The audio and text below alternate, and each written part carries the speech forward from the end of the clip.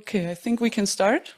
I will start with a few words in English. Afterwards, it will all be in Russian. First, like very few technical points. If you need a translation, the channels where you can listen to Russian and where you can listen to English is written there. Otherwise, I would ask everyone, if you have a laptop and may, for whatever reason, be logged in Zoom as well, please don't be logged in Zoom at the same time. That will cause technical problems. Yeah, my name is Lisa Good. I'm the head of the Russia program of the Friedrich Ebert Foundation. And we are also supporting this lecture series or series of talks, Lonely Russia, which is organized with help from Ilya, from the Telegram channel Astranie Miri, and from the German Sakharov Foundation. It's actually already our second talk, so I suggest everyone to follow the talks that we're still gonna have. There will be a lot of more interesting talks. And the first one was actually also about the surveys of Public Sociology Lab and about the support of the war within the Russian population. And I think today we're gonna actually dive a bit deeper into that and talk a bit more about also dynamics within the elite and other topics. So I'm really excited about this. And before I give to our great moderation tonight, Anaid, I would ask to give the word shortly to Vera, who will also say a few words. Good evening, ladies and gentlemen. My name is Vera Riklin. I'm very happy to welcome all of you, those who are watching us online and those who are visiting us live in Berlin. Today, it's the second talk in the framework of the Lonely Russia series. If you're joining us on Zoom, today we're using two languages, English and Russian. If you need simultaneous interpretation, please choose the channel you are comfortable with. You need to click on the globe icon. Please choose either English or Russian. If you are watching us on YouTube, please ask your questions there in the comment sections. You're also welcome to contribute your questions here on Zoom. I'm very happy to pass my virtual mic to those present in the room.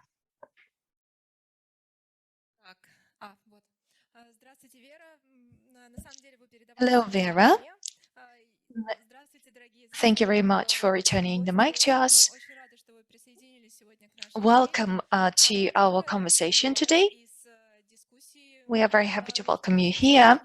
Today's event was born out of the discussion about today's speakers. They are Ilya Matveyev and Volodymyr Ishchenko. The discussion was about the Russian elite and their take on the war. And the question is whether Putin is acting in the interests of the ruling elites. The opinions of our speakers today are different.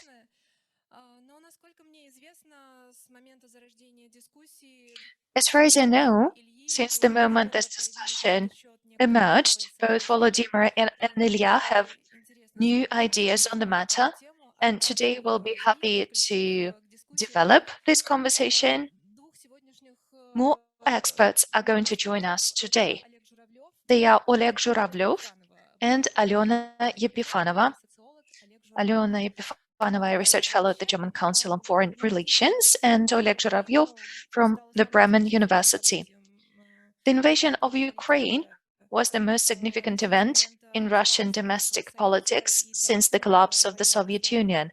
For Putin, the war carried both risks and opportunities. The opportunities lie in eliminating the remains of organized opposition under the pretexts of war-related emergency, mobilizing the rally around the flag effect through propaganda.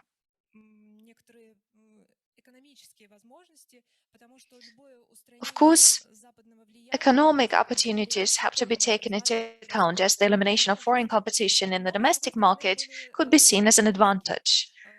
However, the risks are significant. The compulsory mobilization led to spontaneous protests,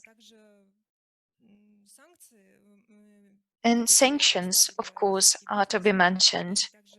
They destroyed business opportunities. Among the risks are threats to the Russian capital and to the Russian assets abroad.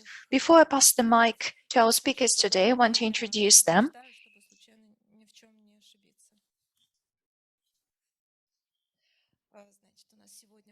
So we have Volodymyr Ishchenko with us today, a political scientist from Ukraine, from Ost-Europa Institute, Freie University Berlin.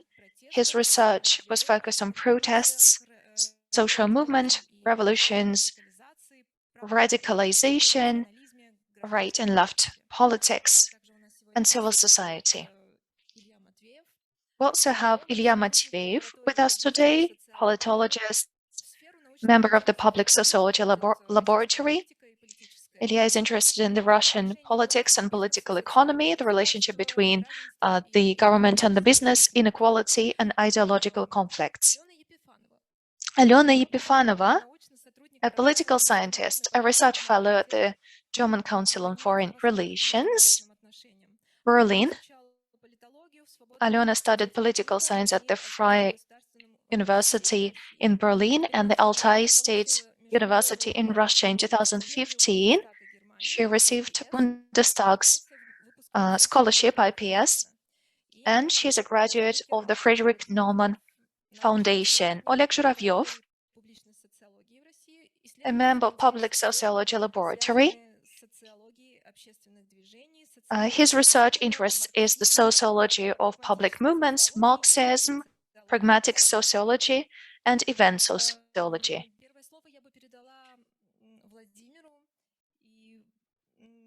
Volodymyr is going to begin our discussion today. In your article on Russia's war in Ukraine, you disagreed with Ilya's opinion on the fact that Putin is a psychopath. You disagreed that he is irrational in his action. Could you please unveil your arguments for our guests today? Okay, right? Well, sure. It depends on the. Yeah, it's not that I can have any problems to speak my native language, but I think more people would understand if I speak in English. So yeah, thank you so much for this question. It's exactly to the point of what I was going to talk about. And yeah, I believe that the war is started in the collective class interests of the Russian ruling class. But before explaining this point, and fortunately, this argument is already published in an article on Jacobin, the website that you probably know, and also not only in English, but also in German version of Jacobin magazine, a little bit before. So yeah, I'll be necessarily very brief, but if you would be interested in my argument, you could read it in a more systematic and more extensive way. But first of all, yeah, the questions of rationality, because the very question of the discussion presupposes that the war is somehow irrational for the very people who actually started it, who planned it, and who now are making the most important decision. I believe it's indeed a quite probably wrong perception, but first of all, we need to speak about what exactly is rationality and in which ways we are thinking about this. So first of all, of course, yeah, mistakes are not necessarily irrational. I mean, we all understand that probably there was a huge miscalculation how this war was started, but it doesn't mean that the war was made by some irrational decision. And for example, making a wrong investment is a mistake, but making investment is actually rational behavior. But winning in a casino was not a mistake, but going into casino every week is probably a pretty irrational behavior and may even be a symptom of some psychological addiction. So Putin could make a mistake with starting an invasion, but it was still irrational behavior. Then there is a discussion about different kinds of rationalities. Maybe economic rationality, political rationality, ideological rationality. And some people would say that maybe Putin is simply like driven by ideological logic. He is a blind zealot. He like truly believes that Ukraine has no right to exist, and so that the main explanation for the war. And he said it in an article. And so why do we need any other explanation but the story about eternal historical Russian imperialism that just cannot live with the state Ukraine behind it? This explanation is actually pretty naive and idealistic, because even if we are making this point that the war was driven by ideological motives, we still need to have some material explanation how this ideology even appeared, how it's produced, how it's reproduced, how Putin was socialized into this ideology, and other people who are actually in his circle, and so on and so forth. So it's simply saying that Putin is a zealot, he's a nationalist fanatic, is just a very, very, very first step. Then you need to give a much bigger story behind that. And usually people don't have this story. Then speaking about rationality, there are different time periods also. There is a short-term rationality, mid-term, long-term, and something that may look like irrational in a short-term period may be actually rational in a mid-term period, or even in long-term period. And even when we are losing in the period of 1 or 2 years, we might be actually winning in a period of 10 years. And even if Russian oligarchs losing money now, they may be winning in a longer period, in a period of 10 years, and they could become actually consolidating their power. And there are also, again, the question of rationality. Which rationality? There are individual interests, there are collective interests, and even if some individual representatives of the elite are losing, but they as a class are winning. And finally, the other point that is quite often misunderstood, there is an assumption that even if this war, if this war wasn't started, everything would be okay in Russia. But that's actually a pretty questionable assumption, and all the troubles that are, of course, they are in the sharpest form after the start of the war, but there have been deep economic and political problems with the kind of the social economic order that existed in the post-Soviet Russia, and that would eventually came to a crisis this year or the next year. But precisely in order to overcome this crisis, this war could be one of the tools. So that's some of all this discussion about how we should actually understand rationality about the war. And in a very, like 5 minutes, I believe, or how much is left, the point is that if we are claiming that the war has been started in the interest of the Russian ruling class, the first point, of course, is to define this ruling class, and we need to understand the specificity of the post-Soviet ruling classes, the specificity of those people who started to dominate the economy of the post-Soviet states. And they could be called capitalists, but they did have some important differences from those capitalist classes that emerged, let's say, in Western Europe and in Northern America. And political scientists, sociologists, they quite often they use the concept of political capitalism that comes from Max Weber, but also developed by more recent researchers like Ivan Selenio, Branko Milanovic. The capitalists whose major competitive advantage is their selective benefits they receive from the state. And they cannot rely on the technological innovation, or at least to that extent that people like Elon Musk or Mark Zuckerberg are relying on.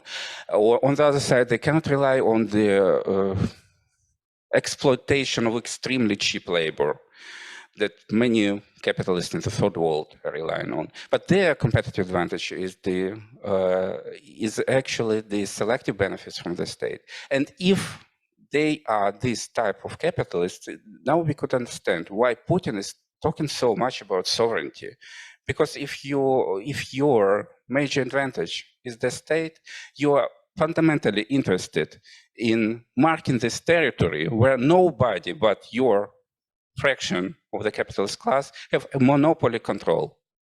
So when Putin is speaking about sovereignty, it's not some ideological zealotry. It's a reflection of the rational class interest. Now, then, in which conflict this ruling class has been in the post-Soviet societies? And I identify this conflict as a conflict between political capitalists on the one hand, and the alliance of the professional middle classes with transnational capital, politically organized in the NGOized professional civil societies. And why this conflict has emerged? Political capitalism has a fundamental problem. If you are basically stealing from the state, you cannot steal forever. And at some point, you need to move to some other model of capital accumulation. Otherwise, for example, developing some technological innovations, investing, reinvesting, expanding capital, or intensifying the labor exploitation. For different reasons, both these options were not optimal in the post-Soviet space. And another variant is you expand the pool where you can extract that rent that political capitalists are extracting. And with the stabilization of political regime by the leaders like Putin, the opportunities for rapacious expansion within Russia were contracting. The way forward was expansion beyond Russia. And what happens fundamentally should be understood as the continuation of the same process of destabilizing the relations within the post-Soviet ruling class, but not on the Russian scale, but on the larger post-Soviet scale. And the class forces that oppose this expansion process were the parts of the middle classes who were excluded from political capitalism and also the transnational capital.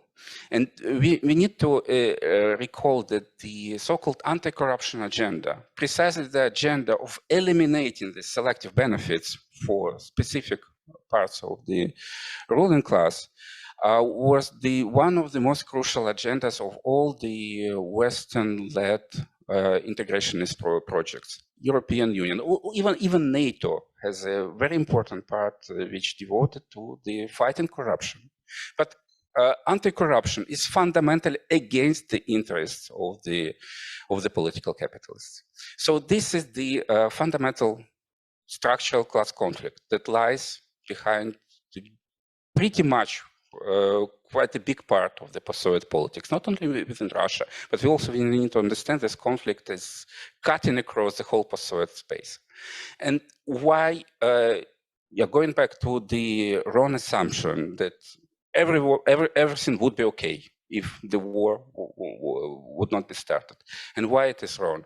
This conflict was escalating, and the problem was with the political organization of the interests of the political capitalists, sorry for this tautology. The kind of regimes established by Putin, but also by Lukashenko in Belarus, for example, personalistic, autocratic regimes are fundamentally fragile because they fundamentally meet the problem of succession. At some point, the leader needs to transfer power. And this decision is actually quite complicated because the successor should be smart enough to rule the state, but at the same time not that smart in order to remove your kind of like father too early. And this is one of the many, many, many dilemmas that autocratic rulers meet. And there is no political organization where this kind of successor could be socialized. For example, like a real political party, like, for example, exists in China, the Communist Party. That party did not exist anymore in the post-Soviet countries. There is no tradition of transfer of power, let's say from father to son, like in monarchy. There is no clear ideology which this another ruler should adhere to, and in which he was supposed to be socialized. So there are many problems, and precisely where the problem of power succession arises, there is a vulnerability point where the Maidan revolutions that we've seen in the post-Soviet space have the more opportunity to overthrow the leader. And right before the invasion, we've seen the escalation of the successful revolutions all around Russia, on the whole periphery. It's not only about Ukrainian revolutions, actually 3 in one country during the life of one generation, but also 3 revolutions in Kyrgyzstan, in Georgia, Armenia, uprising in Belarus, 2020, not successful, but still kind of like dangerous. And right before the invasion, an uprising in Kazakhstan, also kind of like defeated with Russian army, at least with some participation, even if symbolic.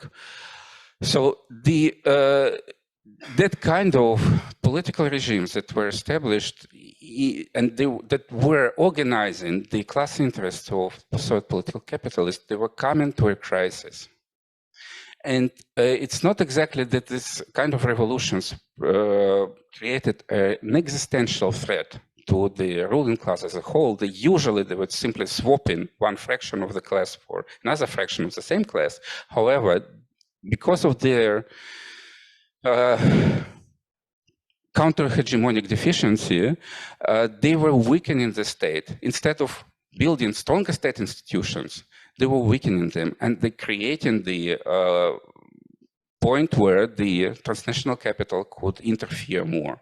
And the future of what is happening with Ukrainian oligarchs now, not only because of the war, but also because of the various changes that happened after the Euromaidan revolution and the increasing dependency on the West in Ukraine, that they were the future that the Russian ruling class probably would not like to see. So coming to the very end of the argument, with starting the war, Putin is mitigating the threat.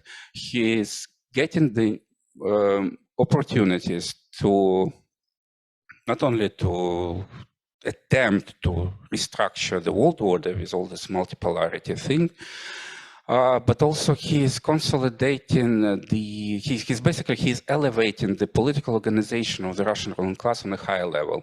Not only political organization, with strengthening the political regime and making it less fragile, but also ideologically and also even economically. And now with the mobilization, many people are now expecting that, okay, Russians do not want to fight. They can just support the war only, like from the television. But there are apparent signs that Putin is starting to buy loyalty with quite huge money delivered to the mobilized soldiers, to the reconstruction of the recently annexed territories of Ukraine, and creating at least a part of the Russian society who would be directly benefiting from the war, and making the rule of the Russian ruling class more stable, and more kind of like firm. That's in the midterm. In the long term, there could be much more interesting processes that with the consolidation of the politics and political regime, with more ideological politics coming back, with more structuration of the society, of those who are benefiting from the war and those who are excluded from that and just suffering. There are opportunities for a fundamental change in the Russian politics up to the emergence of a much more organized, much more conscious, much more strategic opposition within the Russian society that may potentially lead a fundamentally different kind of revolution, a social revolution in Russia, maybe like what happened 100 years ago, and maybe Russia would sometimes be again the cradle of a new wave of social revolutions. At this point, I'll stop. Thanks. Спасибо большое, Владимир. Владимир Ищенко, социолог. Vladimir, thank you so much, sociologist from Ukraine. Before I give the floor to Ilya, you did not agree with Vladimir that Putin had a certain rationale in his actions. So can we ask this question to you again? So do you think Putin's actions are ideology, geopolitics, or something else? Ilya Matveyev, a political scientist. Thank you. So, since Volodya spoke in English, I also have to speak in English. So I don't have a choice now. And also, I didn't want to structure my talk today as a polemic against Volodya. I actually wanted to kind of broaden the story a little bit. But then I felt that I disagree so strongly with what Volodya said, unfortunately, that I feel the need to respond to basically all of his points with my very strong disagreement. So I didn't want to do this, but now I also feel that I have no choice but to disagree with Volodya. Yes, I was provoked and had no choice than doing this. So first of all, there is this popular argument that the consequences could be irrational for a certain actor, but motives could be perfectly rational. So yes, the war is going badly for Putin and for the Kremlin, but he didn't know this from the start. And when he started the war, he was, acting rationally, right? So he was acting rationally, but he just didn't anticipate everything that will happen afterwards. But then there is a counter argument, right? Sometimes the consequences are so irrational and so completely divergent from the expectations, then this just in itself indicates that the motives were, at least in part, irrational. So if the war goes like this, then maybe Putin was irrational from the start, because it wasn't rocket science that it's going to be a huge catastrophe for Russia on every level, and for the regime as well. So I think that the very gap between expectations and reality demonstrates that ultimately there was a strong element of some kind of irrationality to Putin's actions, and this doesn't mean that he was like mad or a psychopath. It was just ideologically driven irrationality. So to me, this seems completely plausible, and I will explain why, right? So Volodya's second point, that Russia was not okay before the war. Again, complete disagree. So the fact is, in terms of the economy, the situation in Russia was, eons better than it is now. So Russian economy was stagnating. There were clear contradictions, but these contradictions were manageable, and there was nothing in the short or medium term that would indicate that Russian economy would collapse, or there would be some very serious problems and they require some kind of resolution. Also, a war is not a resolution of economic problems. The opposite, it only exacerbates them. So, and what happens with the Russian economy just demonstrates that the war cannot help the economy, Socially speaking, politically speaking, the opposition in Russia was already destroyed before the war. And we actually could see this in retrospect as a preparation for war. But still, the fact remains, in February, there was nothing left of organized opposition in Russia. There was nothing left of independent media. And the elites were perfectly consolidated around Putin. And basically, there were no open or even implicit contradictions that would indicate that some kind of drastic action is required, right? I mean, in that sense, yes, Russia was more or less okay. And it was not okay in terms of the living standards of the population, the authoritarianism, the lack of freedoms. But for Putin and for the Kremlin, there was no immediate problem in sight. And compared to what happens now, it was basically the golden age for the regime, I would say, the time before February. So that's the second thing. The third thing, the question of class. So again, strong disagree, unfortunately. So political capitalists, let's accept that the strongest faction of the Russian ruling class is these political capitalists. But the thing is, these political capitalists, the oligarchs, they didn't really have any real competitors before the war. It wasn't like they were threatened by some foreign competition, even in the long term, right? And they required some dramatic action to eliminate this competition. In fact, we know from the history of state-business relations in Russia that already in the 90s, even before Putin, this strongest domestic faction of capital managed to push out most of international competition in the spheres where these oligarchs, they had interest in doing business. So banking, for instance, already in the first half of the 90s, all foreign banks were pushed out of Russia without the possibility of seizing a significant market share. So the areas in which there was the presence of foreign capital were, let's say, peripheral to the oligarchs. And the oligarchs themselves benefited from cooperation with foreign capital because it was less competition and more profitable mutual dependence, I would say.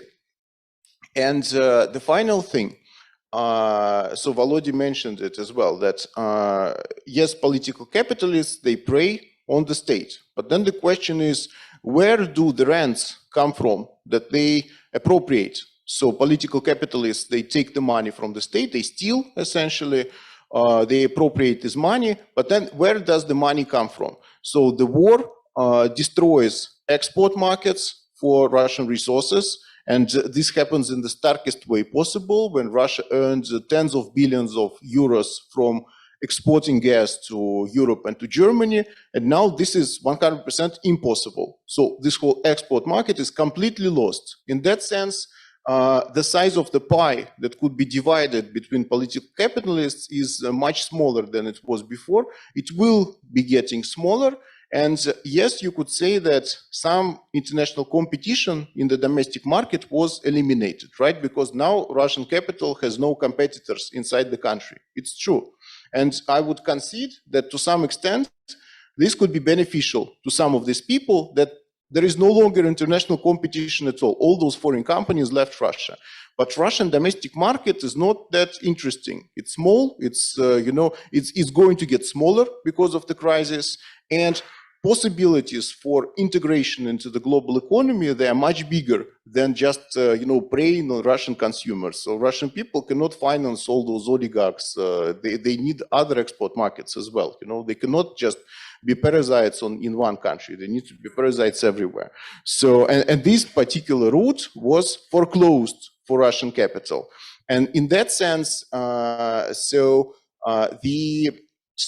the nature of Russian capital is more complex than just preying on the state. These are actually transnational companies themselves. So Russian companies are transnational. They depend on foreign markets for capital, for exports, for technology, for labor to some extent. And all these facets of global interaction, they were kind of closed for Russian business. So in that sense, to me, it's kind of self-evident that Russian business in general, Russian capital in general, not only did it not gain anything from this war, it couldn't gain anything, from the start, and it's going to get worse and worse and worse until some kind of, the situation like in Iran happens, where yes, there is some capital in Iran, there is some business, but it's subordinated to a theocracy, and it's very weak in terms of, accumulation of capital.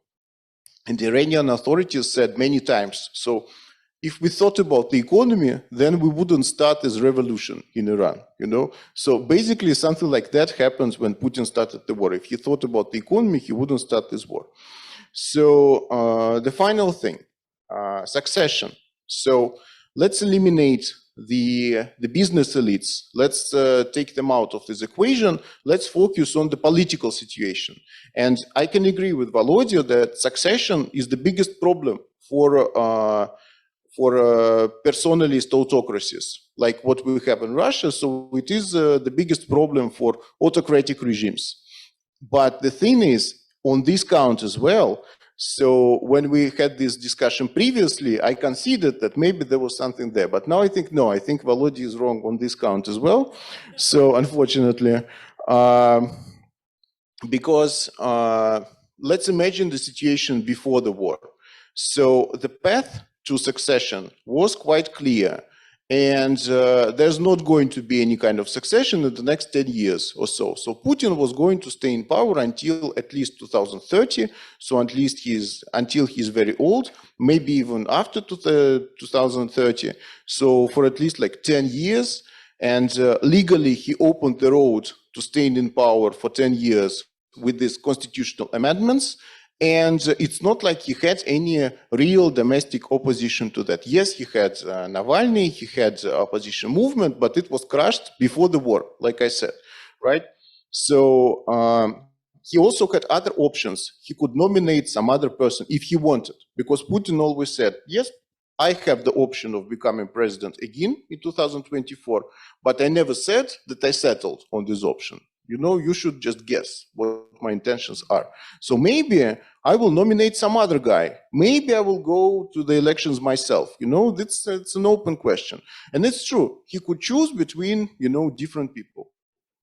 So now, basically, if Putin, for some reason, loses power or, you know, is killed or dies, then this question of succession is irresolvable. Because the tensions between different groups of the political elite are so strong that one group will never accept another group. So let's say like Putin dies and then they try to nominate some kind of hardliner like Dmitry Medvedev. Dmitry Medvedev turned into this extreme hawk, right? But unfortunately, Dmitry Medvedev talks a lot, but he's not politically strong. And so he will be eaten alive by people who do not want to continue the war, who do not want to continue this aggressive policy, and who want to try to reintegrate in the world and keep, you know, stealing money and buying villas in nice European countries. So they will want to try and restore something to the pre-war state. And Medvedev would not be able to oppose that, right? The other scenario is that they will nominate some softliner, right? Some dovish person who will try to, you know, to give in to all the demands, to stop the war, to completely kind of retrench and on every demand, right? On everything that Putin did. So this is possible. But then again, there is a camp of hardliners, including Medvedev, and they will try to prevent this nomination. They will say, no, so we fought for all that, and now you want to give all this, you want to declare defeat, but we are not ready to declare defeat. So there's going to be an infighting between at least these two particular factions within the political elite. And so the question of succession is now more difficult than before, and as difficult as ever for Russia. So I personally do not see any way for the saving of this regime without Putin in power. Before the war, it was possible to imagine Putinism without Putin, actually. And there were several options. You know, he could nominate different people. And this was like possible. But now I don't see that it's possible. I think that the end of Putin means the end of Putinism. And so to finish this unfortunately extremely polemical intervention, so I would say that Putin clearly had very strong political survival instinct before. So the obvious example is these constitutional amendments in 2020. So people thought that he will choose the Kazakhstan scenario, where you have the president and Nazarbayev is someone else, not the president, right? It's a kind of triumvirate.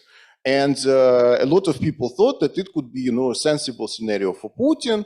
But then Putin said, of course not. I'm going to be president forever. And people thought, why did he make such a, unnecessarily kind of brutal decision when he could do something more complex like Nazarbayev in Kazakhstan? And then Nazarbayev was, as you all know, ousted from power in this internal coup / uprising. And now Nur-Sultan is renamed in Astana again. So a complete defeat for Nazarbayev clan. And Putin somehow kind of anticipated the possibility of this scenario and stuck with the simplest, the most, the simplest roads to saving power, right? So he has this great instinct for survival. But the war demonstrates that his instinct failed. It might be the first time when his instinct truly failed, and starting this war demonstrates that there is a strong element of ideologically motivated kind of irrational decision in that. So, thank you. Спасибо, Илья. Я бы хотела задать Thank you very much, Ilya. Now I would like to turn to Alyona Yepifanova, a political scientist. Alyona, before 2014, Russia strengthened the position of the Russian business in the post-Soviet state. I mean, the aggressive politics, international politics, did not inhibit the development of business. Now we see a threat to the stability of the economic system. What paths of development did Putin count on blitzkrieg that never happened, that would not harm the economy, or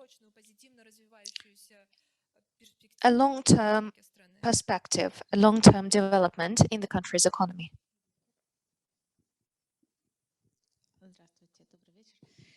Good evening, everyone. This is a very interesting question indeed. Actually, I don't really know what happens in Vladimir Putin's head. I focus on IT, politics, internet politics.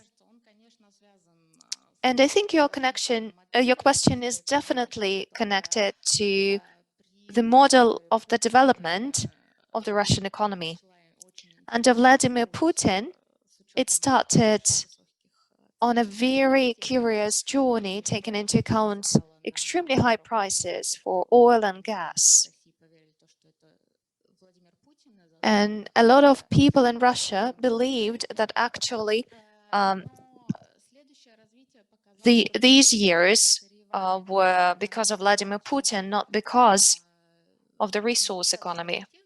But further years showed that in the times of crisis, resource economy is not very efficient. In 2008, 2009, when the crisis came into Russia and the government had to invest billions of rubles into the Russian economy, GDP of Russia fell by 8%, if I'm not mistaken, in those years.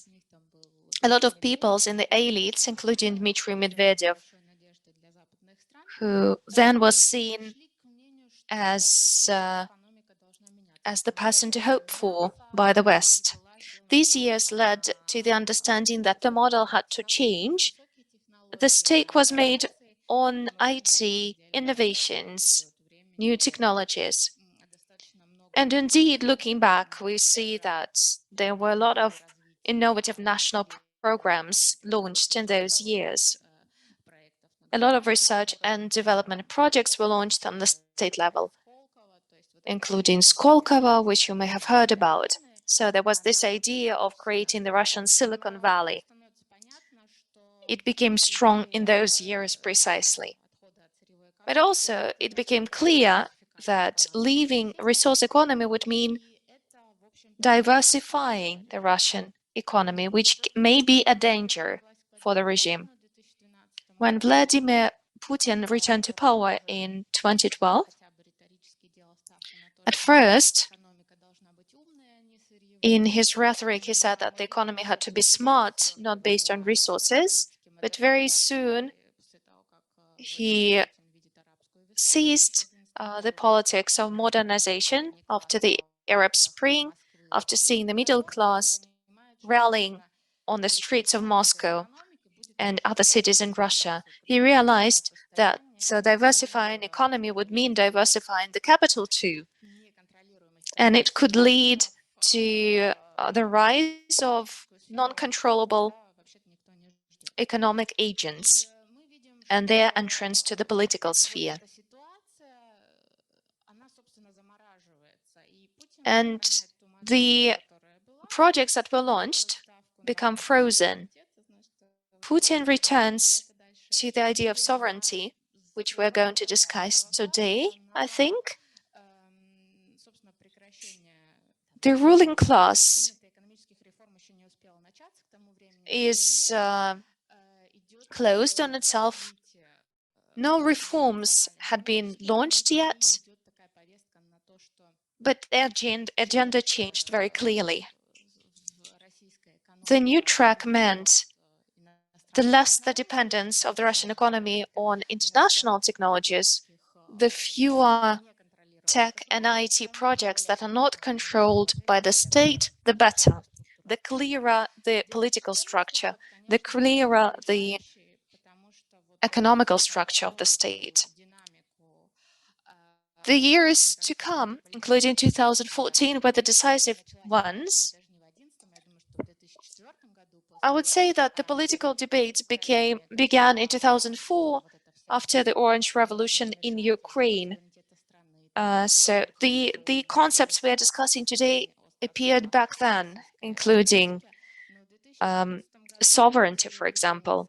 But in 2014, after sanctions against Russia were introduced and they hit the Russian economy quite strongly, especially the IT sector, this sovereignty agenda, decoupling agenda, the agenda of decoupling from the West, first of all, in the financial institutions, and secondly, in high tech, in IT. This agenda is manifested in many doctrines, including the doctrine of the cybersecurity in 2000s. Russia's security starts to depend on cybersecurity. The idea is that Russia is dependent so long as it is dependent on technologies, which are mostly Western. So this track to decouple from the Western technologies began in 2011 and was strengthened in 2014. We also see the strengthening of the security forces in those years. These are the forces that were selling the fear to Vladimir Putin, claiming that dependence is a danger, dependence is a risk. So the idea was that as long as the Russian economy or the Russian state depend on the Western technology or is included into international logistics, the state is at risk. I think you're going to talk about sovereignty in the minutes to come. Mr. Krasner uses the term dependence on sovereignty. When the Kremlin felt that they could not control the money flow, the IT flow, and all the attempts to create their own technologies to replace the importation, saw a lot of investment and a lot of state corporations made a lot of money out of it, including oligarchs that are close to the Kremlin, the loyal ones. So we saw that in those years, when a lot of sanctions were imposed on Russia, when global IT companies left the Russian market, we saw that Russia did not have any IT sovereignty. And all those money invested into Skolkovo, into Rostec, into the Russian IT, all that investment, all that money was in vain. And as for the main question of today, the balance of risks and opportunities, I would call it a miscalculation again. Yes, a war can be launched. And yes, indeed, a war can squeeze the Western companies out of Russia, but it's all based on the premise that we have everything we need and it's all safe and secure. It's all double checked by the security, by the state security. It's all working fine. But in fact, as we see, nothing works properly. And the proclaimed independence from importation is non-existent. We see a lot of dependence on the technologies produced mostly by the US, which are sanctioned now. I think I will pause here. So your question was about risks and opportunities, and I think that, yes, at the beginning, the idea was that a war or an armed conflict may cause sanctions, but there was the feeling of security. There was a feeling that Russia had its safety bag and maybe could even make money out of it. I think there was a miscalculation of risk at the beginning. I think the stake was made on collaboration with China and on the domestic solutions, which turned out to be non-functional. And maybe one last point I want to make. As for the so-called sovereign Russian internet, which the Kremlin has been working on since 2009, proves to be non-existent too. The Russian internet is still incorporated into the global internet. And I would say that the state success in this sphere is very arguable. So I would say that there are more risks here than opportunities. Thank you very much, Oleg. I would like to turn to you, Oleg Zhuravlev, a social scientist. Vladimir Ishchenko in the debate said that the war is a good chance for political, social, and economical transformations. So, with all the proper global planning, how could the Kremlin make such miscalculations? I think that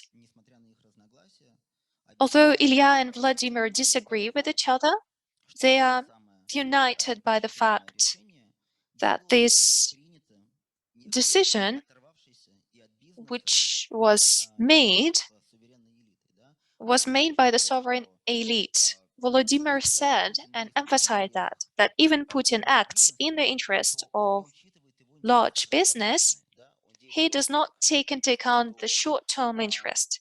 Basically, his actions lead to losses short-term. Ilya says that Putin was leaning on ideological motivations, and that meant that he launched the war because of his ideology. So here we see the idea of the elite, which is sovereign, which is autonomous from business, from the society. How did it come about? We all know that in mid-2000s, and Ilya wrote a lot about it, Putin eliminated business from decision-making, although acted in the interest of business. It's called Bonapartism. I act in the interest of the ruling class, but I don't allow any representative of that class to participate in decision-making. As Alona has just said, still, diversifying economy could lead to the voice of business to be meaningful again, and for representatives of business to claim their interest in decision-making. We said that elite back then was already independent from the society. Elite was making decision and was feeding the people. The people did not interfere with the politics. But then we saw the protests of 2011, 2012.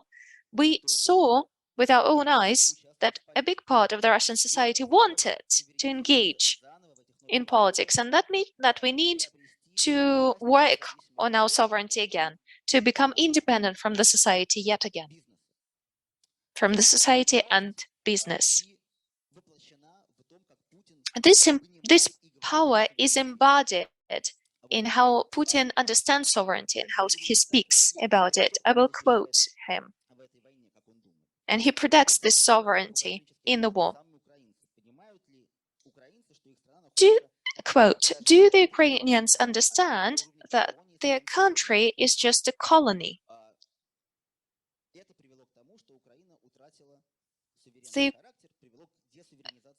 Ukraine was losing its sovereignty because of the actions of the West, end of quote. So basically, Putin is saying that the Ukrainians may not even understand the fact that they don't have any sovereignty. What does it say? It says that Putin understands sovereignty as the rights, as the power, as the state of the elites. And it's a very important theoretical question, because we know that historically, the source of sovereignty, but by the way, it's written in the Constitution of the Russian Federation, are the people of the country. So if Putin says that the Ukrainians don't even understand that they are deprived of sovereignty, he hints at the fact that they may not understand what sovereignty is, because it's all about elites. And here we go back to medieval times, when the sovereign was the person who could launch wars, or who could represent his or her, his own interests in any actions.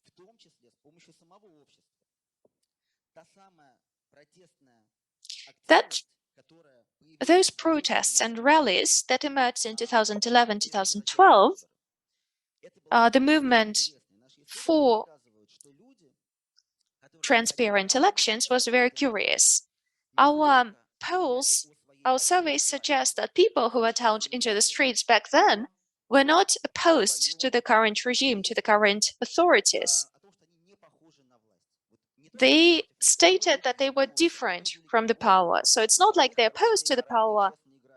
We are different. We are honest. We have our own world. They are robbers. We're just different. When we analyzed the protests in Ukraine, we saw the same thing when we asked the protesters in our interviews after the Euromaidan, do you want to become politicians? They said, no, politics is bad. We have our own politics. If the government does something wrongly, we will just protest again. So, you see, these are the people who do not want to take power, but who rather say, we are the power. Do you see us? We'll come again. What does Putin do in return? In return, Putin could mobilize a different part of the society which is loyal to him and use it to get rid of the protesters. Ilya Matveyev and I published an article about it. Putin chooses a completely different track. He is being politicized, but he doesn't use any social groups. He performs the annexation of Crimea, he supports the separatists in Donbass, and he starts to articulate his own political agenda, which is conservative, which is anti-orange revolution. But it is not about mobilizing the social sectors that are loyal to him. He is closed from the society even more. So first the protesters claim their autonomy from the elites, but this elite is counter-politicized, but it does not use other groups. It becomes angry, politicized, but it uses only itself in search of power. So sovereignty, in the understanding of Putin, means independence of other sovereignties, and only big countries may be sovereign, like the United States of America, or sovereignty from its own society. So basically, it's about emancipation from the society, from both the protesters and the supporters. Putin tries to be popular among the conservative parts of the society, but he does not mobilize these people. The same happens to ideology. We see that gradually a conservative militarist language becomes a kind of a code of the Russian elite. We are against the West, and our children are going to study here in Russia. We are against the LGBTQ plus community. This is the language that they use to stand out. This is the language of the community. But if we talk to the people who are neutral or who support the war, we will see that they don't share any of these ideological points. Well, if we don't take into account just a handful of radicalists. So everybody else says, well, we support the war because we don't engage with the politics, and we truly believe that Putin understands politics better than we do. He must have had certain reasons to start the war. Or they say, of course, we understand the Ukrainians. Of course, if you are bombed, you are going to resist. That's natural. And the supporters of the war, in saying this, basically claim that they don't share Putin's ideology that Ukraine is not a state and there is no nation of the Ukrainians. When they say that the Ukrainians have the right to resist, by saying this, they presuppose that the Ukrainians exist as a nation. И в плане идеологии элита и As regards ideology, the elites and the society live in parallel worlds. They do not have a connection, even through ideology.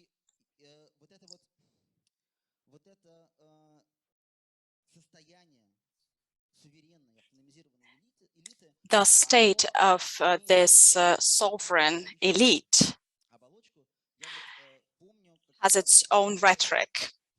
Just recently, I watched a film called Salvation Union. It's about the Russian decabrists who acted in the first quarter of the 19th century. So there was a dialogue of one of the revolutionaries talking to an official of the state.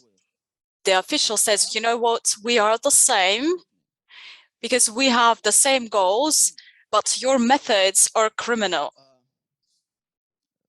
And I find it quite curious. This atomized elite says that their goals are criminal. Putin and his friends are turning into some kind of revolutionaries because they are acting through criminal methods. As we know from theory, at a certain point, society gains an autonomy from the state, the people is formed, and all of a sudden, this constituent power emerges. So that was the time when people emerges as the source of sovereign power. And it is possible that the people act through this so-called illegal or criminal methods because it overthrows the government. Now we see the opposite. We see that the elites are turning into revolutionaries themselves, and they are crossing a line of legality. So if we understand that Putin sees sovereignty as the emancipation of the elites from the people, and of course it's really hard to study elites in Russia because they are all very closed up. But what we can see now, that the Russian elites are not trying to engage the people, they're trying to isolate themselves. This understanding of sovereignty as autonomy of elites enables us to respond to a question that everybody would like to hear a reply to. So some people see Putin as a cynical person or He could be seen as a maniac and someone who believes in traditional values and puts them above everything else. Now the elites are saying the following: yes, we are thieves, we are cynical, but who but us could defend sovereignty? Definitely not the people, not business circles, because business cannot decide on anything besides its own interests. Us, the elites, we need to defend our sovereignty. That's why we got all our wealth and power. And now when we are sovereign, when we are free from the people, we can start the war based on our ideological positions, and we can defend the ruling class the way we need and the way we deem necessary. But the further we'll find out in the debate between Volodya and Ilya. Thank you so much, Oleg. Oh, my colleagues have already told me that we can give the mic to the audience. Are there any questions to our speakers? Please raise your hands. Please ask your question. Let's wait so that you can get the mic. Thank you so much for your presentations. That was really interesting. I have two questions, one to Ilya Matveyev and the other to Oleg Zhurlavov. Ilya, you said that Putin has a political survival instinct, but maybe he committed a fatal error going to this war. So why did he do it? Did he have bad information coming? What happened? Should we try to find answers maybe in people who surround Putin? And my question to Oleg Zhurlavov, you said that the Russian society doesn't even want to engage in politics, and it sort of consented to this division between the elites and the people. Do you see any prospects for the Russian people to take an active part in political life? Vladimir said that there was such an opportunity. So what's your opinion about that? Thank you.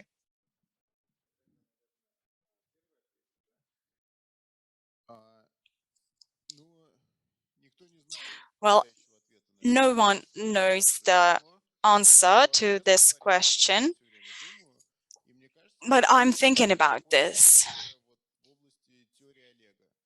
I think maybe Oleg is right in his theory. It seems that Putin's been so isolated from the people that he's stopped being able to read the signals that he receives from Ukraine and from his own country. And the other reason is his conviction that people in Ukraine and Russia are incapable of doing something on their own without the behest of some foreign forces. So he received this backlash in Ukraine that he didn't expect. He thought that people in Ukraine wouldn't fight because he doesn't believe in people.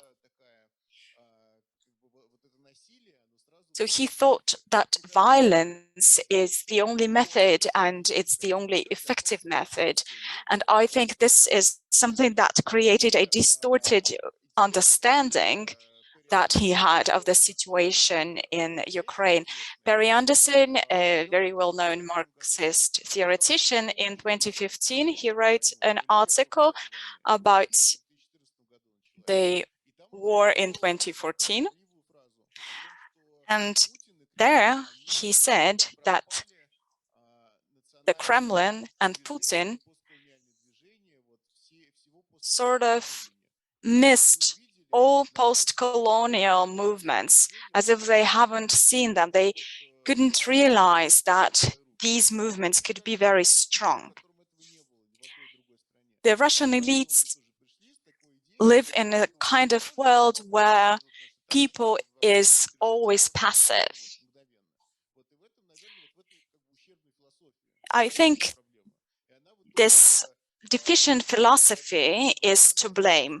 It made him close his eyes to common sense. It's obvious that an invasion into a huge country regarding the military, regarding its economy and the way its military is trained would lead to a catastrophe. But Putin underestimated the fact that the nation could respond. And I think that's what can explain his failure.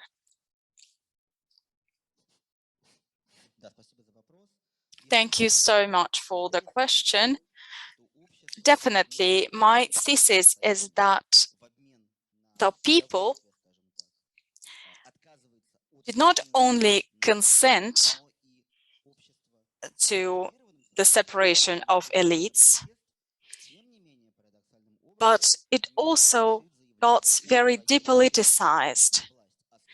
And even when people take to the streets, they are not ready to claim that they have the right to power. They tend to be more content about creating the world where they can communicate with each other. We studied protests of 2011, 2012, but the following protest as well. And we learned that with time, protesters started claiming power. Why? One of the answers is that Navalny, who turned into a leader of the process of the protests, changed his rhetoric and agenda from the liberal populist to the left populist. Navalny said that from now on they criticized not only corruption, but those who stole the money from you. If we compare people who went to protest in 2011 and later, their rhetorics changed. If in 2011, they said that we're not like those in power, we're better. In 2017, they said the elites are taking something away from us. But this change in rhetoric of the Russian protest was halted by the offense on the opposition that Putin undertook in 2021. Though we can see that there are some successful political campaigns, like the electoral campaign of Mikhail Lobanov to the Russian parliament in 2020. We can see that there is local activism in Russia. It's always been strong, but following the protests of 2011-2012, local activists also turned to the opposition. So they're interested not only in those municipal local issues, but they see that the Russian elites are in agreement with the Russian construction companies, for instance. So we can see that these local activists are becoming more and more politicized. And then maybe finally the Russian society could learn more and could claim power finally. Thank you so much. Maybe there are other questions from the audience. Yes, please. Hello, I have a question to Volodymyr. I'm not sure that I understand why political capitalists are interested in territorial expansion. There could be other way to consolidate the elites. there is no need to have a puppet regime in Ukraine. So how is this political capitalist logic linked to the Russian urge to expand its territory?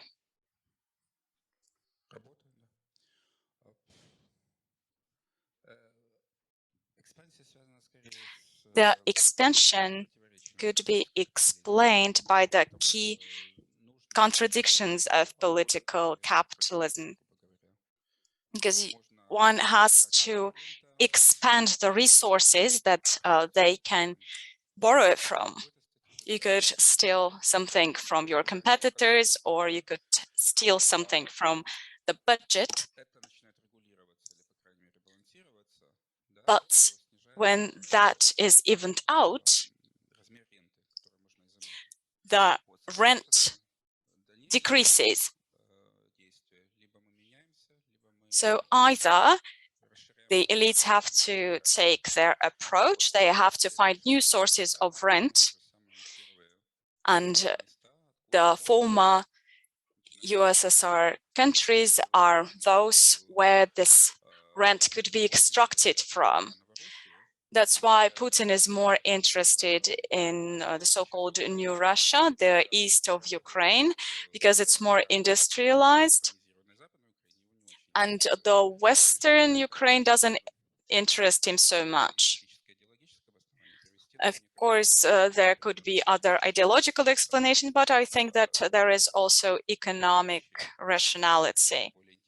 So what interests him in Ukraine most, and what could become the source of the rent for political capitalism? So this is where the expansion comes from. Thank you. Thank you so much. We have time for one more question.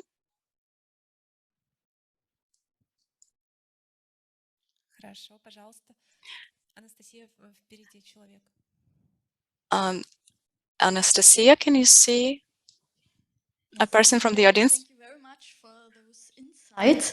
I have a question to Mr. Matveyev. You mentioned that the question of succession, if something would happen to the system right now under Putin, would be a problem in an infight between hardliners, who are very visible right now, and softliners. Where are they? Are they still part of the elites? Do they still have access? How do they cope with the situation? So I'll answer in English as well.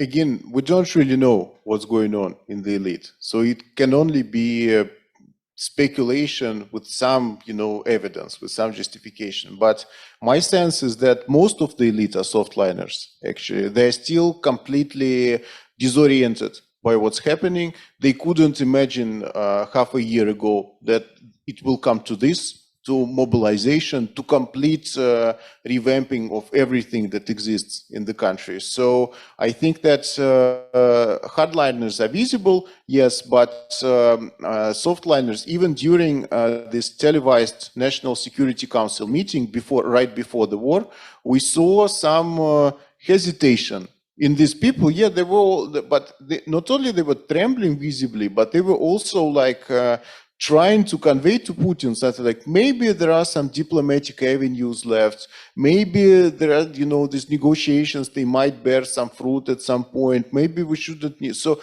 I think that even within the security services, people like Naryshkin, I don't think that he's like a hardliner. So, and he's the leader of the intelligence service, Russian intelligence service. So I actually think that, and of course, all of the businessmen would dream of ending this war, like all of the oligarchs, all of the state corporations, everyone would, for them, this would be a path to survival, some kind of survival. So I think that the hardliners are quite isolated, right? So these are kind of paramilitary style units. So Prigozhin, he is not part of the army, so he's just kind of, he tries to strengthen his position by going all in terms of this war. Kadyrov, the same thing. He's a kind of, outside of the system, so he has his own private army, or what's left of it now. So they're hardliners, but most of the others, they're softliners, actually.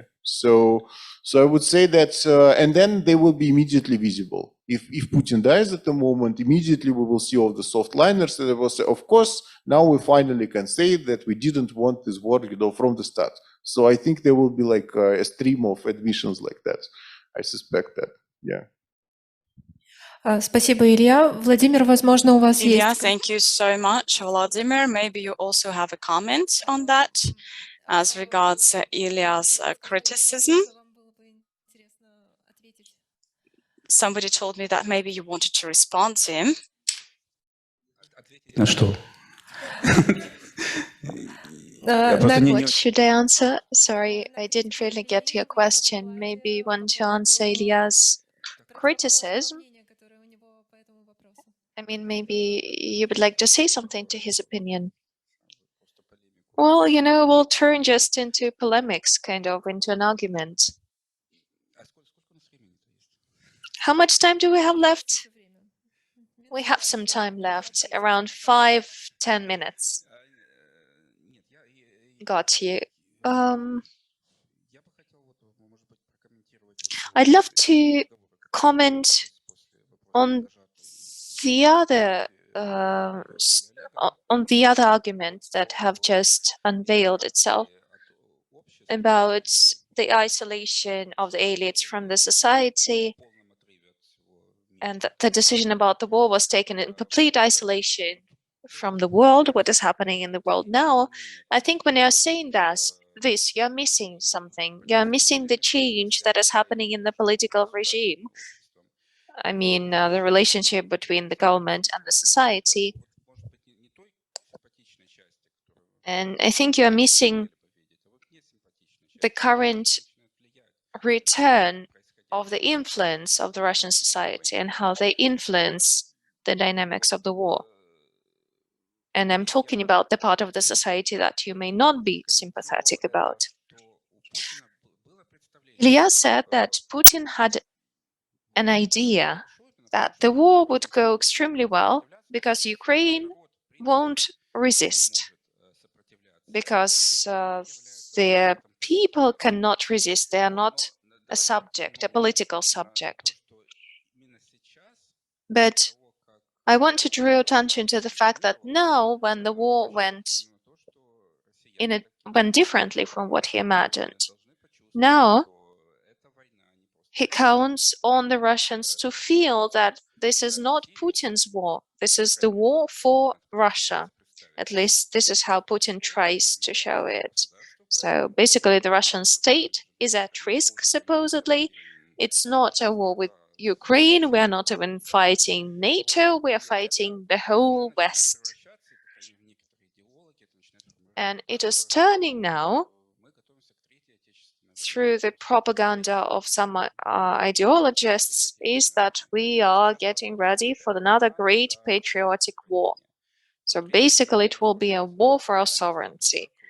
And here we should not even discuss whether it relates to reality. We should discuss the ideology of the state. Have they slept through the anti-colonial movement? Well, they have woken up now.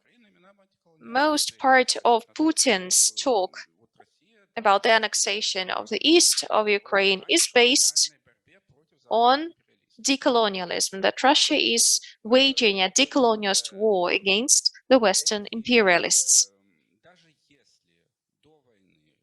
Even if before the war the regime used passivity, depoliticization of the society, and it is a great gap between the government and the society, now we see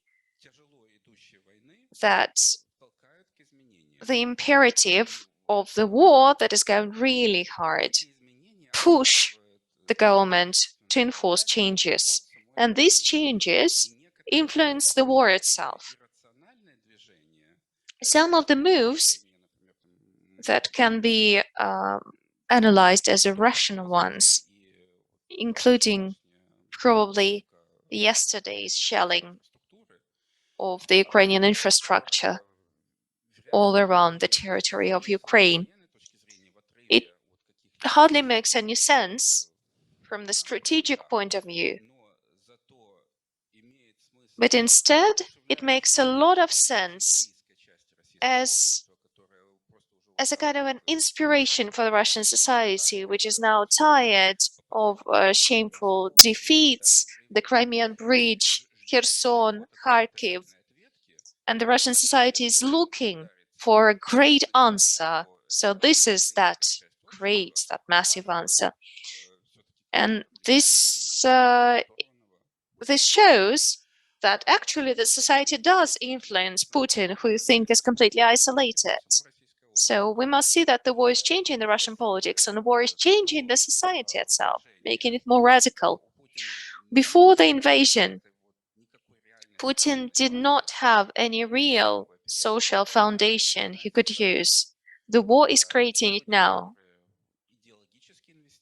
People who are ideologically invested in victory are becoming influential. There are people who are earning money from the war, from all the state orders and through all the changes introduced in the economy, in the production.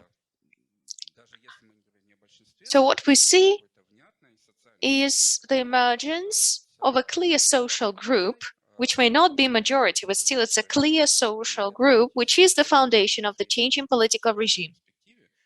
And midterm, this regime may become more consolidated and more stable than before.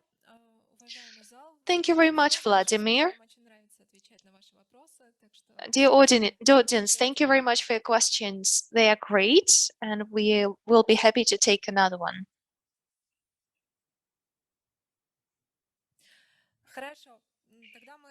Okay.